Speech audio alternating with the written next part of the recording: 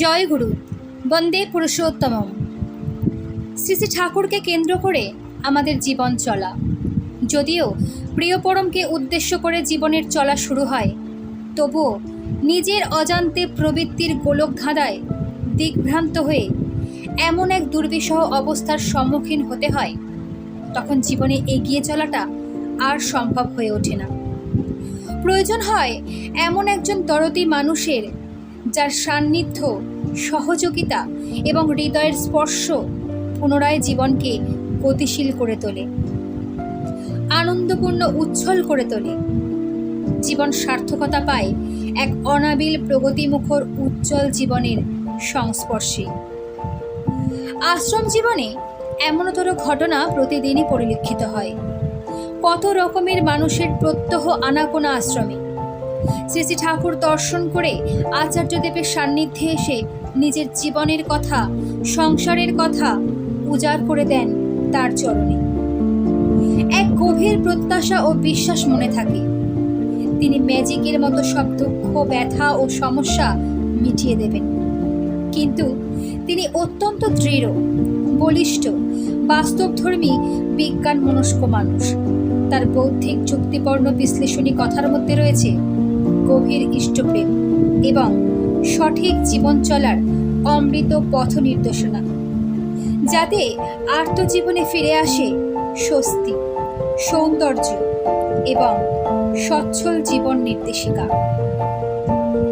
এক মা তার মেয়েকে নিয়ে আচার্যদেবের কাছে নিবেদন করছেন, মেয়ে পড়াশোনায় ভালো, কিন্তু স্কুলে বন্ধু বান্ধবের সঙ্গে তার বনিবনা নাই, সব সময় মুখ শুকিয়ে থাকে, বাড়িতে এসেও সব সময় রাগ ভাব, কারোর সাথে কথা বলতে চায় না, শরীরটা দিনের পর দিন শুকিয়ে যাচ্ছে। মায়ের কাছ থেকে কথা শুনে আচার্যদেব মেয়েটির সঙ্গে কথা বললেন। পড়াশোনায় যেহেতু ভালো, সেহেতু সে কাউকে সহ্য করতে পারে না, নিজের অহংকারের বৃত্তের মধ্যে ঘুরপাক খাচ্ছে, সবাইকে অবজ্ঞা করে, আর অন্যান্যরাও তার সঙ্গে দূরত্ব বজায় রেখে চলে। সহজ হতে পারে না, প্রাণ খুলে মিশতে পারে না, খেলাধুলা, খাওয়া দাওয়া, আনন্দ উল্লাস ভাগ করেও নিতে পারে না, জীবনকে মরুভূমি করে ফেলেছে। আচার্যদেব বললেন, জীবনে আনন্দ পেতে গেলে সবার সাথে মিশতে হবে।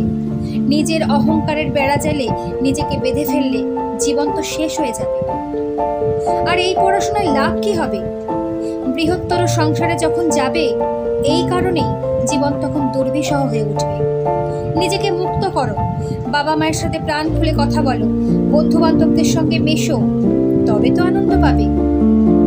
আর তোমার সঙ্গে মিশেও মানুষ খুশি হবে। তুমি তো দিনের পর দিন আত্মকেন্দ্রিক হয়ে যাচ্ছ, নিজের চারিদিক উপেক্ষা করে সবাইকে অবজ্ঞা করছো। এতে জীবন পদ্ম ফুটবে কেমন করে?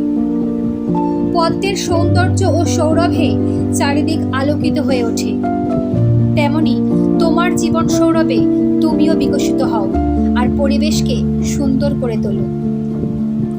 মেয়েটি এবার তার দিকে তাকিয়ে হেসে ফেলল।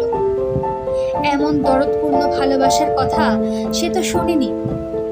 জীবনে এক অভাবনীয় অভিজ্ঞতা নিয়ে মেয়েটি ফিরে গেল। এক আশ্রমকর্মী, যথেষ্ট বয়স হয়েছে, অত্যন্ত কর্মচঞ্চল প্রাণ, লকডাউনে 2 বছরে কর্মহীন, মানব সঙ্গবিহীন মানুষটি ক্রমে ক্রমে স্মৃতিশক্তি হারিয়ে ফেললেন। শরীর হলো দুর্বল, মানসিক ভারসাম্য হারিয়ে বুঝতে পারলেন শেষের দিন আসন্ন।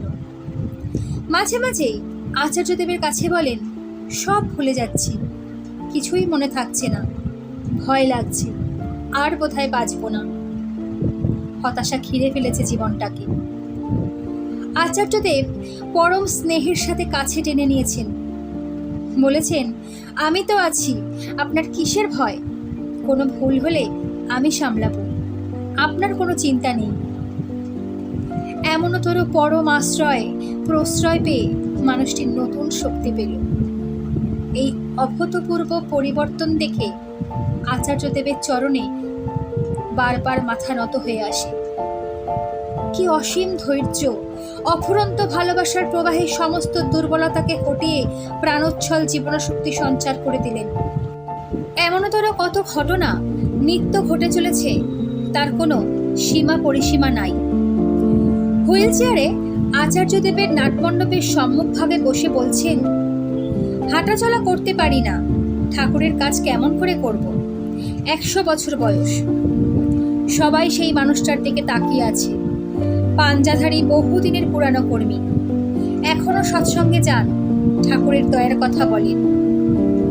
তার কথা শুনে আচার্যদেব তার স্বভাবসুলভ হাস্যদীপ্ত করুণাভরা দৃষ্টিতে বললেন, রামচন্দ্রের বাণে কুম্ভকর্ণের হাত পা কাটা গেছে, তবুও ধরটা লাফাতে লাফাতে ভগবান রামচন্দ্রকে আঘাত করার প্রচেষ্টা চালিয়ে যাচ্ছে। শয়তানের যদি এত পরাক্রম হয়, তাহলে যিনি প্রিয় পরমের পূজারী, যিনি আদর্শের আরাধনা করেন, তার পরাক্রম থাকবে না কেন? আচার্যদেবের দীপ্ত সুন্দর বাক্যবিন্যাস অপরিসীম উদ্দীপনায় 100 বছরের বৃদ্ধ মানুষটার অন্তরে গভীর আত্মপ্রত্যয় ও প্রেমের আগুন জ্বালিয়ে দিল। এমনই করে শত শত নড়বড়ে ভেঙে পড়া জীবনকে প্রাণন শক্তি দিয়ে প্রিয় পরমের কাজে সচল করে তুলছেন। আশ্রমের প্রত্যেকটি মানুষ যাতে সুস্থ থাকে, সেদিকে তার তীক্ষ্ণ দৃষ্টি। প্রত্যেকের স্বাস্থ্য পরীক্ষা করে উপযুক্ত চিকিৎসার ব্যবস্থা করা, তার খোঁজখবর নেওয়া, নিরাময়ের যথোপযুক্ত সুযোগ করে দেওয়া, এ এক অভিনব ব্যাপার। দিল্লি, কলকাতা, ভুবনেশ্বর থেকে প্রখ্যাত ডাক্তারগণ আসছেন। তারা যে বিধান দিয়েছেন, তেমনভাবে ট্রিটমেন্টের ব্যবস্থা করে সবার মনে এক স্বর্গীয় আনন্দ সৃষ্টি করেছেন।